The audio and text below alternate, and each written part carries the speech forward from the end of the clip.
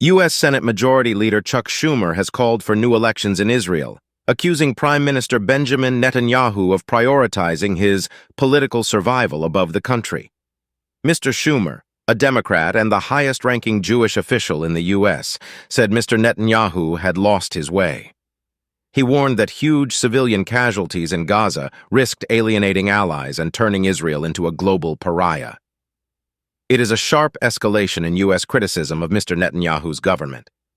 Officials in Washington, including President Joe Biden, have broadly avoided directly criticizing Mr. Netanyahu's approach to the conflict, which began when Hamas gunmen stormed into southern Israel on the 7th of October, killing about 1,200 people and taking 253 others hostage. However, cracks have begun to emerge in the coalition in recent weeks, with the president warning Israel against expanding its invasion into the city of Rafah, which he called a red line. Nonetheless, the White House was quick to distance itself from Mr. Schumer's comments. Spokesperson John Kirby said that while the Senate leader had a right to his opinion, administration officials were focused on working with Israel on its defense. Speaking in the Senate on Wednesday, Mr. Schumer, a longtime supporter of Israel, harshly criticized the Israeli leader, who he said had come to allow his political survival to take precedence over the best interests of Israel. Israel, Mr. Schumer said, must make course corrections and take steps to better protect civilians in Gaza. More than 30,000 Palestinians, the majority of them children and women, have now been killed in Gaza since the 7th of October, the Hamas-run health ministry said last month.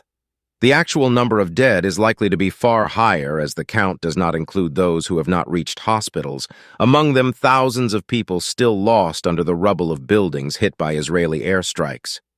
Mr. Netanyahu said on Sunday that he could not accept the figure of 30,000.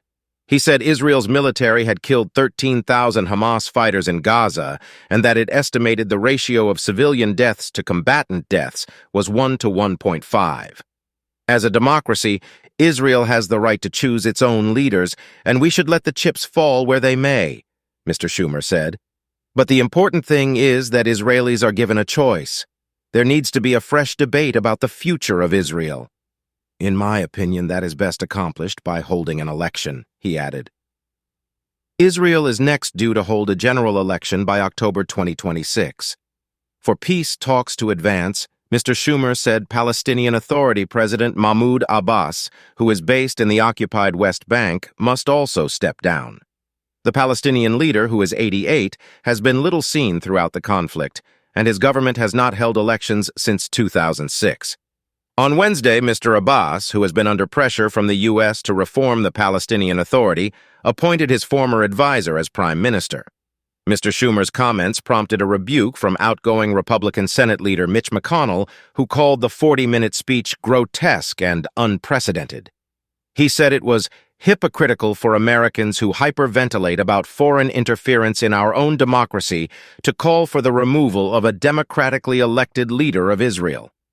Israel's ambassador in Washington, Michael Herzog, also attacked the remarks, writing on X that it was unhelpful and counterproductive to comment on the domestic political scene of a democratic ally. While the U.S. remains Israel's closest ally and biggest provider of military aid, concerns have been mounting within the Biden administration at its prosecution of the war in Gaza. In his State of the Union address, Mr. Biden called Israel's response in the territory over the top. The president has also become more and more vocal in calling for Israel to let much more humanitarian aid into the territory with no excuses.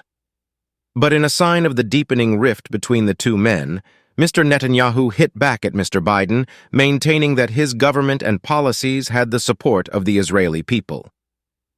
Mr. Biden recently accused Mr. Netanyahu of hurting Israel more than helping Israel, which led Mr. Netanyahu to describe that assertion as wrong.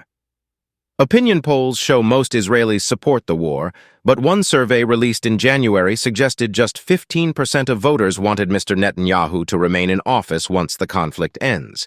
In a statement issued following Mr. Schumer's remarks, Mr. Netanyahu's Likud party insisted that the prime minister was supported by a huge majority of the people.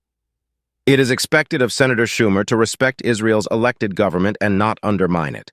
This is always true, but even more so during wartime, it added. Kindly like, subscribe, and share your thoughts in the comment section.